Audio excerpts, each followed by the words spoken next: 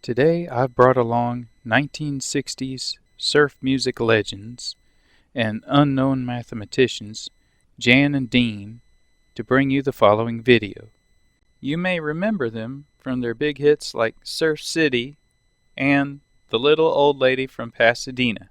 I've also dressed as the 434-day WWE champion CM Punk to inspire me to go the distance for this video.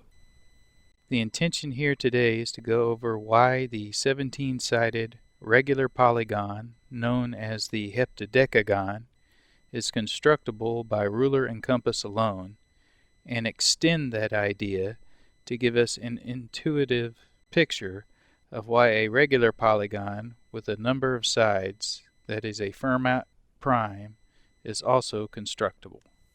I initially wanted to make this video accessible to all viewers, but I'm afraid that just isn't realistic. The viewer will have to consult other videos on how to do things like modular arithmetic and complex number exponents, because I didn't want to make a video about that kind of stuff when other videos can do a better job of it.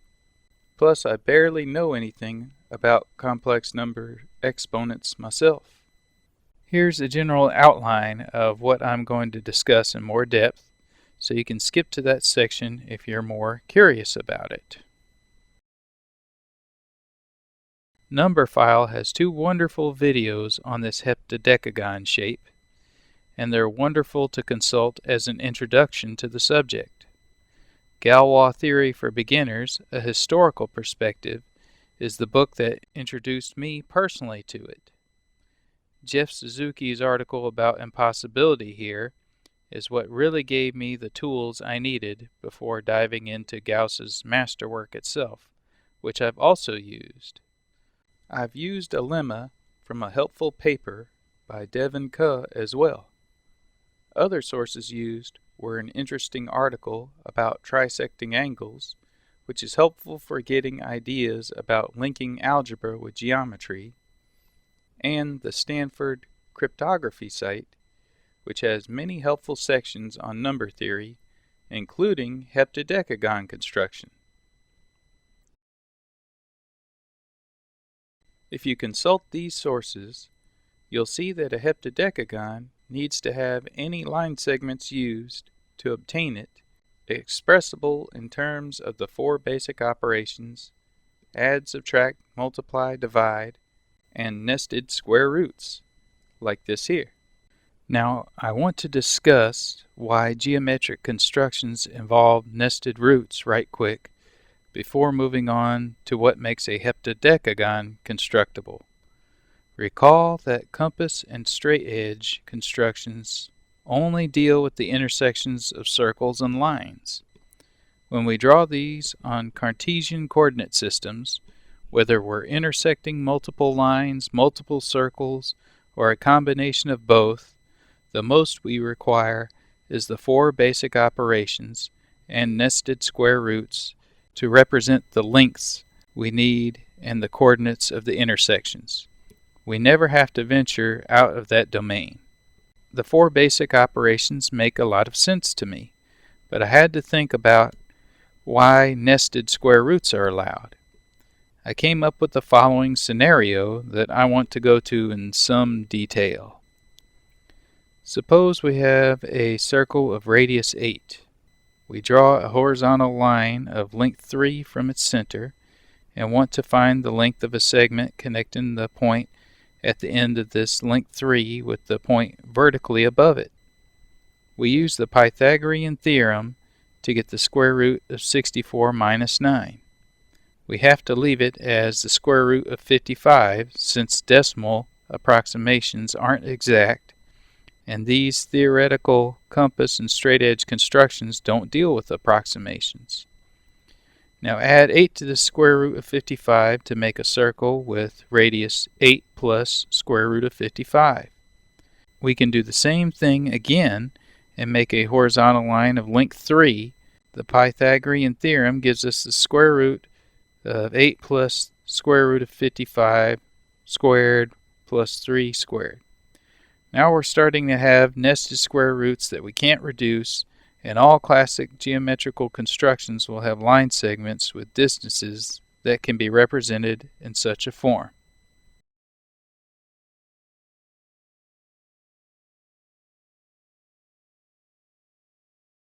To prove that a heptadecagon is constructible, we only need to make a circle, plot a vertex, plot the following vertex, and then copy that same arc 17 times. The trouble is plotting the second vertex after the first one is plotted. If we make this a circle of radius 1 and plot it centered at the origin of the complex plane, with one vertex at the point 1 plus 0i, we only need the real part of the following vertex to be expressible in terms of the four basic operations and nested square roots to show that the entire heptadecagon is constructible. So how do we go about finding the real part of that one vertex? Believe it or not, we're going to use all of the vertexes of the heptadecagon in a clever way in order to find just part of one of them. But first, let's take a deeper look at just what these vertexes are. To have 17 vertexes, we have to split the circle into 17 parts, and a certain seemingly God-given formula gives us amazing cyclic rotational laws of complex exponents we can use here. These laws imply that when the vertices are spaced equally apart, their solutions to the equation r to the 17 equals 1 on the complex plane. If we subtract 1 from both sides of the equation to get r to the 17 minus 1 equals 0, the solutions are special roots, called roots of unity. I may just call them roots for short. Wikipedia has a wonderful picture of the roots of unity for r to the 5 minus 1 equals 0, forming a pentagon at the zeros of the equation. Gauss's strategy in dealing with these roots of unity began simply. He first gave each root its own symbol, r to the 1, r to the 2, r to the 3, etc., all the way to r to the 16. Then he arranged them so that each exponent would be at the relative position around the unit circle of the complex plane. Now if I'm dealing with finding roots in a normal problem, and I only have 2 of them, I'm going to go straight to the quadratic equation because that's about all I know. But Gauss has 16 roots here. That's a heck of a lot more than 2. So he did something I never would have thought of in a million years. He split all these roots into 2 separate groups and pretended each of the 2 groups was a sort of variable of its own. Then he was able to find that sort of variable using the quadratic equation, and he was able to repeat the process until his groups shrunk by half each time. The groups he used are not intuitive, but they helped his calculation. I won't address even partially how they were selected until I finish with the heptadecagon demonstration and am on the verge of moving to a Fermat Primes discussion. Also, I should note that I use the term group to represent the set of roots being added together for artistic prose reasons, not mathematical reasons. Let's take a closer look at the 2 groups of heptadecagon roots that were shown on the screen just a few seconds ago when we previewed Gauss's general strategy. Notice that neither group repeats a root and that the roots in each group are all summed together.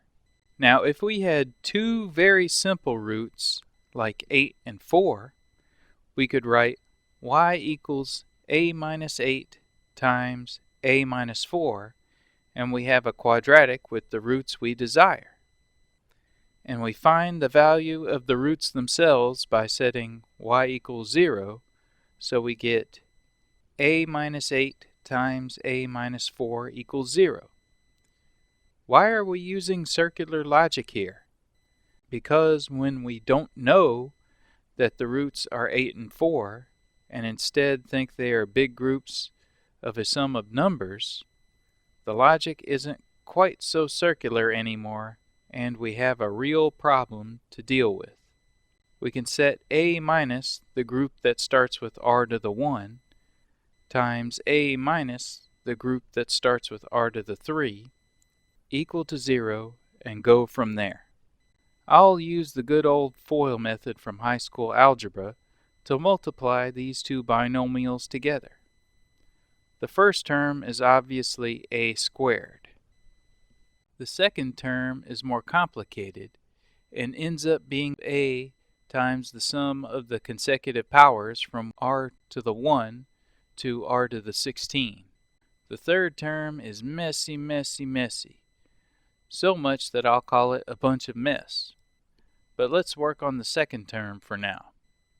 Now if we can't reduce the sum of consecutive powers from r to the 1 to r to the 16, we might as well give up and call it a day. But fortunately, this does simplify.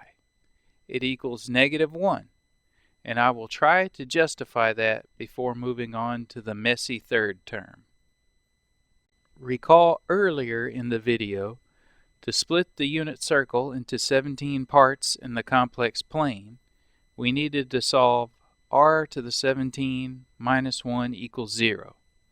We can factor an r minus 1 out of the r to the 17 minus 1 side of the equation to get the sum of the consecutive powers from r to the 1 to r to the 16 added to 1, the 1 circled in purple here.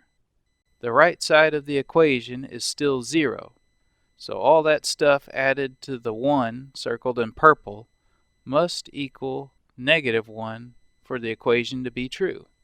For further information though, look up the term cyclotomic polynomial. So going back to the FOIL method for our two binomials, we get the first term as a squared and the middle term as just a, since we're subtracting the -1 we just derived from the sum of consecutive powers. Now we finally have to tackle that messy last term. Since in this last term we're going to end up multiplying a lot of r's with different exponents together, now would be a good time to point out a very deep connection here.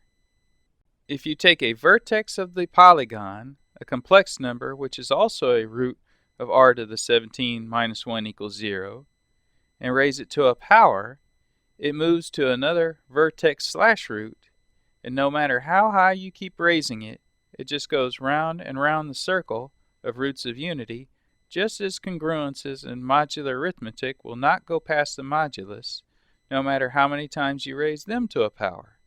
I admit modular arithmetic bored me to tears when I first took number theory. It wasn't until I got to this heptadecagon problem that I was actually excited to use it, and see how it relates to the weird magic of complex numbers in a certain seemingly God-given equation. With very deep connections highlighted now, we go back to the arduous task of tackling the third term. Gauss knew a lot of shortcuts to things, but I don't, so I had to handle this last messy term with pure brute force. 8 times 8 terms, 64 terms in all. I did the computation one day while watching National Lampoon's Christmas Vacation. We see just a giant ocean of numbers that looks impossible to deal with. But notice if you look close that r to the 16 appears 4 times, r to the 15 appears 4 times, and so on. Using the sums of consecutive powers simplification we used for the middle term, we can apply this simplification a total of 4 times, and we find out this giant sum of numbers magically sums to -4. Now we can complete the FOIL method finally. First term a squared, second a, third -4. So we know a squared plus a minus 4 equals 0, and we can use the quadratic equation to solve for a. Now we can say that this equation, a minus the group that begins with r to the 1 times a minus the group that begins with r to the 3 equals 0, simplifies to a squared plus a minus 4 equals 0. That's a much easier equation to deal with. Obtaining the roots of the equation by using the quadratic formula, we get our roots to be negative 1/2 plus or minus the square root of 17 over 2. But remember, these are sums of roots and not the roots themselves. So we actually have the group that begins with r to the 1 equals negative 1/2 plus square root of 17 over 2. And the group that begins with r3 equals negative 1/2 minus the square root of 17 over 2. When we use the quadratic formula, it's tough to tell which group of roots will get the result with the plus sign and which group of roots will get the result with the minus sign. But I will address that concern later when I discuss section 352 of the Disquisition's Arithemetic. It's still kind of a mystery why we did this, but bear with me here. We'll do that same thing again, but using some of the work we've just done in the process, and see where it leads us. This time, we'll work with the roots in the group that begins with r to the 1. We already know that whatever these roots are, they sum to negative 1/2 plus square root of 17 over 2. We'll split this group into two new groups, the groups being shown here. One of these groups again begins with r to the 1, and the other begins with r to the 8. And there's only 4 terms in each group this time instead of 8 terms. We'll use these new groups of roots in a new equation, b minus the new group that begins with r to the 1 times b minus the new group that begins with r to the 8 equals 0. Using the FOIL method again, we get b squared plus the sum of the two new groups together times b plus the product of these two new groups equals 0. This middle term in front of the b here, represented by the sum of the two new groups, is something we already know. It's the old group that began with r to the 1, and we just solved a quadratic equation to get its value. It's negative 1/2 plus the square root of 17 over 2.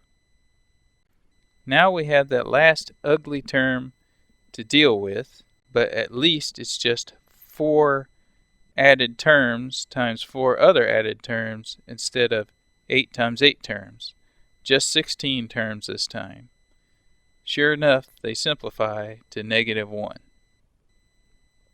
We have a quadratic equation we can solve for again, and we apply the quadratic formula to it to solve for b. We see that b is equal to something large and ugly. We can keep using this strategy to keep going down the line to get r to the 1 plus r to the 16, and eventually just r to the 1. R to the 1 is what we're really interested in. If we can show that that root is constructible, then we can construct that one root and then all the others with a straight edge and compass. Now we're finally getting somewhere. We're seeing how Gauss was able to use sums of roots as roots of arbitrary quadratic equations that get canceled out in just the right way over and over again to boil down to eventually just one root.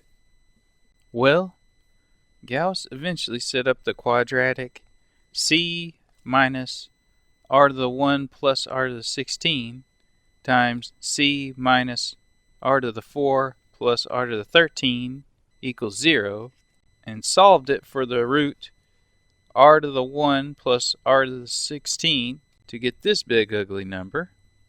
And finally, he set up d minus r to the 1 times d minus r to the 16 equals 0, and solved it for its roots with the quadratic equation to get this ugly number. But we do not have it in terms of nested square roots and the 4 basic operations yet. We have it in terms of r to the 1 plus r to the 16. We do have that value, of course, but it's in the form of a lot of other exponents of r. The 4-term group that begins with r to the 1 we solve for when we solve for b. But the other 4 group term that I labeled as interesting we have not solved for yet. We have to go all the way back to the 2 original groups we started with and break down the 8-term group that begins with r to the 3 this time. Using the same techniques of repeated quadratics we've been using, we can eventually solve for that interesting term. We might as well solve for all the terms like Gauss did if we're going to go that far. I will spare the viewer the tedium of that and just trust that the viewer can now accept that this method of repeated quadratics can eventually get us the value of r to the 1. Since everything we have done with these quadratic equations so far has been done in terms of the 4 basic operations and square roots, no matter how many substitutions we may do and how often we nest them inside of each other, we can see that they will still fulfill the criteria for compass and straight edge construction before even doing the computation. It's just that when we get a negative inside of the square root, we're going to go into the realm of imaginary numbers, which isn't a problem on the complex plane, of course. Rather than substitute all the numbers into the quadratic equations we came up with, let's just observe what we find on Wikipedia. It more or less copied the value of r to the 1 that Gauss printed in the disquisitions. We see here the angle 2 pi over 17. That's the angle between the horizontal axis and the line connecting r to the 1 to the origin of the complex plane. And we notice the cosine of it. That's the real part of r to the 1. So all we have to do is divide both sides of this thing by 16 to see that the real part of r to the 1 is expressed in terms of the 4 basic operations and nested square roots. That proves that the real part of r to the 1 is constructible, r to the 1 is itself constructible, and the entire heptadecagon is constructible. One more thing to note here. Earlier I put off a discussion of how we should choose which group of sums of roots goes with which sign of the quadratic equation each time we use the quadratic equation. I'm finally ready to address this concern. Interestingly enough, Gauss didn't worry too much about that. In section 352 of his Disquisitions Arithmeticae, Gauss explains why you can arbitrarily pick which sign goes to which group, but I can't really understand his explanation. It may have something to do with symmetry. If you're not comfortable with that thought, and I know I'm not, Gauss said you can do a lot of decimal conversions to see what sign goes with what group of sums, provided you have a table of signs. Fortunately, we have something better. We have calculators. Armed with your calculator, here's what you can do. Each time you use a quadratic equation, find the values of both roots expressed in radicals by changing them into decimal form. Then you can take the number 2 pi and divide it by 17 to get the value of the angle formed by the line connecting r to the 1 and the origin and the horizontal axis of the complex plane. Taking the cosine of this angle gives you the real part of r to the 1, and taking the sine of this angle gives you the imaginary part. Get these in decimal form. Use this strategy to get the real and imaginary parts of the other roots too. Once you know all the values of the roots, you can compute their sums and see which sum is equal to which quadratic solution you got. Sure is a lot of work though. Gauss has a list of these decimal values in his Disquisitions Arithmeticae, as can be seen in my own personal marked up copy. You see where I marked all within the margins just trying to understand it. I was lucky enough to get my own copy of the book in paperback for a reasonable price. I think it was only printed in paperback in English one time back in the 1960s, so I think it may be fairly rare, which is one reason why I made this video, to cover something that's a bit difficult to find.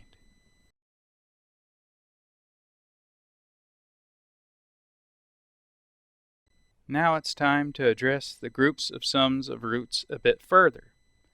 Gauss called these groups of sums of roots periods. In our example of a 17-sided polygon, we start out with two groups of 8 and split those groups in half each time we generated a new quadratic equation. We can actually argue that we really started out with one group of 16 and kept splitting on from that point. We can generate a period like this by taking a certain root called a primitive root and raising it to the same power repeatedly. Gauss used r to the 3 in the case of the heptadecagon and raised it to a power of 3 each time. If we do the same, we get r to the 3, r to the 9, r to the 27, r to the 81, etc. These exponents get very large very quick, but because we're going in circles around the complex plane, we're in a position to use modular arithmetic with a modulus matching our roots of unity, which is 17. So, translating our large list of repeated cubes of the exponents of r to the 3, we get r to the 3, r to the 9, r to the 10, r to the 13, r to the 5, r to the 15, etc. After reducing, we will see the exponents repeating at some point. If the repetition doesn't begin until we reach the 17th term, those 16 unique terms before it form a period we can use. For a general polygon, we'd look for a pattern that doesn't repeat until the nth term is reached, where n represents the number of sides of the polygon.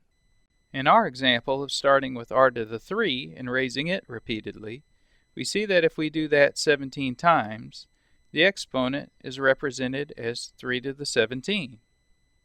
Because of this repetition we set up with mod 17, the exponent 3 to the 17 is congruent to the exponent 3.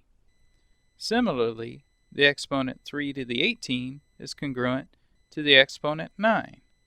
Both of these can be reduced to 3 to the 16 being congruent to 1, mod 17 of course. This is a clear instance of Fermat's little theorem. Fermat's little theorem is only true when the modulus is prime. And of course the modulus is the same number as the number of sides of our polygon. So now we see that there's a connection between a period we can use and the number of the sides of our polygon being prime. But I did not see how an exponent raised to the same power over and over connected much with what the repeated quadratic trick was all about. So I sought a deeper connection. For this connection, recall that Gauss's trick uses the fact that the sum of all of these roots is equal to -1, the middle term of the initial quadratic equation. I mentioned the term cyclotomic polynomial in passing earlier, but now it really hits hard. If you look up a table of cyclotomic polynomials, you'll see when you're dealing with a prime number, all of the roots show up, but if you're not dealing with a prime number, some of them are able to reduce and cancel out. So for our middle term to be -1 in Gauss's trick, we need to be dealing with a prime number, a prime modulus. To make it clear, the connections we've established imply that the number of sides of the polygon need to be prime.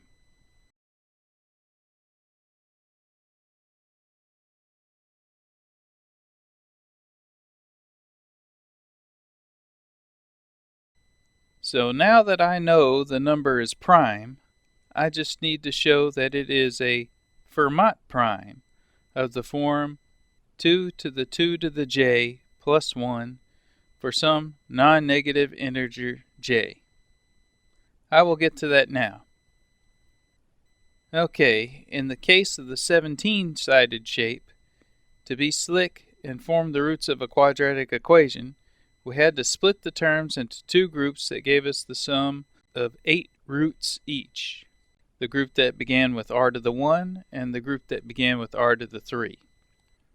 Then we split each group of 8 into two groups of 4, each group of 4 into groups of 2, and each group of 2 down to an individual root, using quadratic equations all along the way.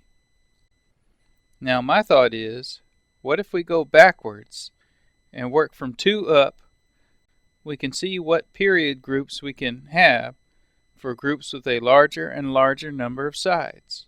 If we have a shape with 3 sides, we have 2 periods of 1 root each. We only need to use the quadratic equation once to get our roots. If we have a shape with 5 sides, we have 2 periods of 2 roots each. We need to use the quadratic equation twice to get a root we seek.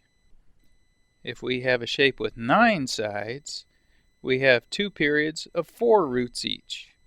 We need to use the quadratic equation 3 times to get a root we seek. But here we have a problem.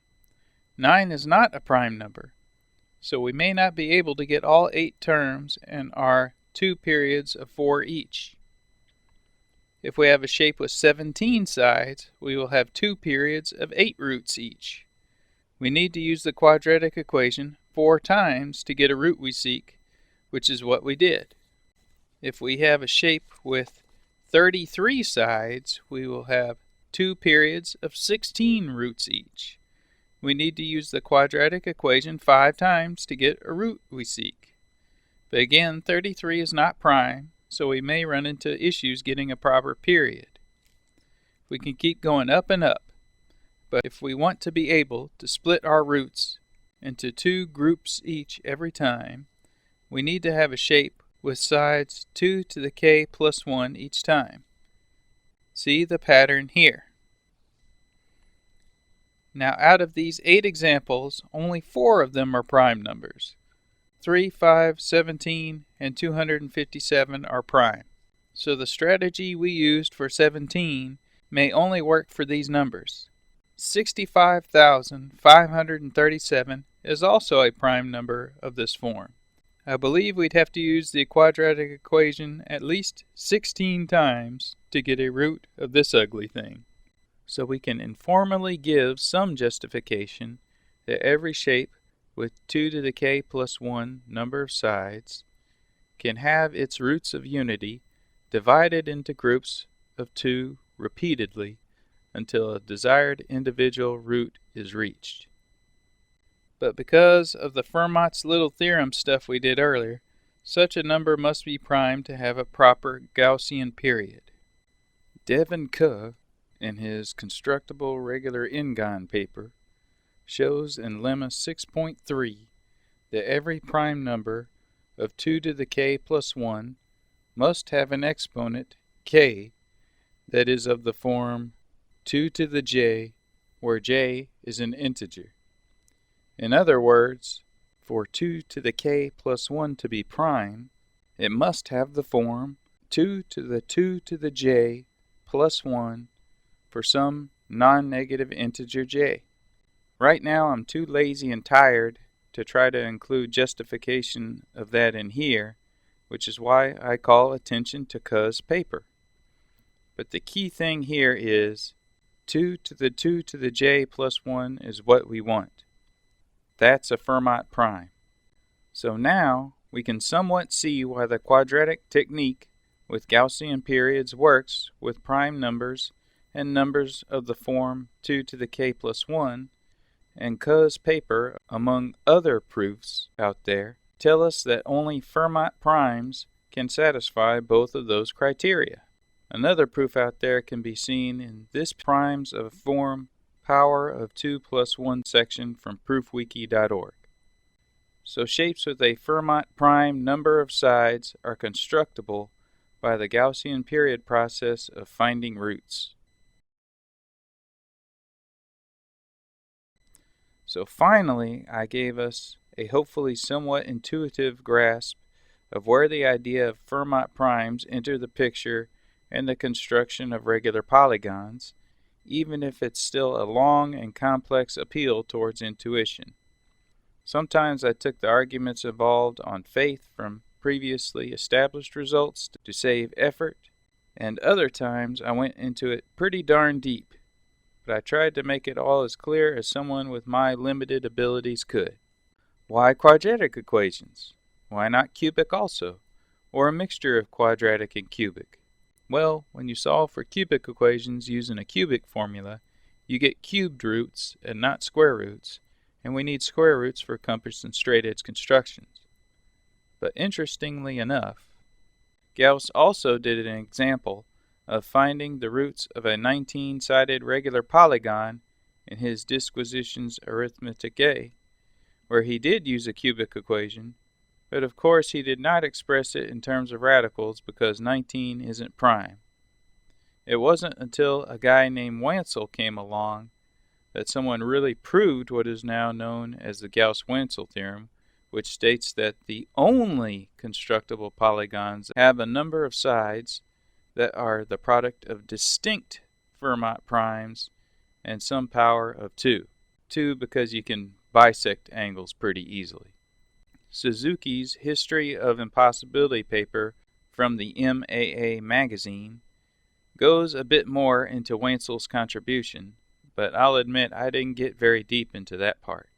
I'd like to add that I did try to construct a 15-sided polygon using this quadratic reduction technique, because a 15-gon is actually constructible by being a product of distinct Fermat primes.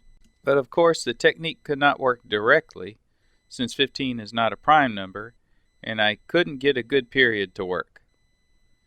But if you have a 15-gon share a vertex with a pentagon and a triangle, which are both constructible, you can construct the 15-gon indirectly from these, since you know the 15-gon inscribes both. I guess a similar argument can be used with the other shapes comprised of distinct Fermat primes. One thing I must confess is that although I know that a Fermat prime number of sides of a polygon allows Gauss's trick to work, I have no clue how he set up his periods, particularly the period for the 17-sided shape.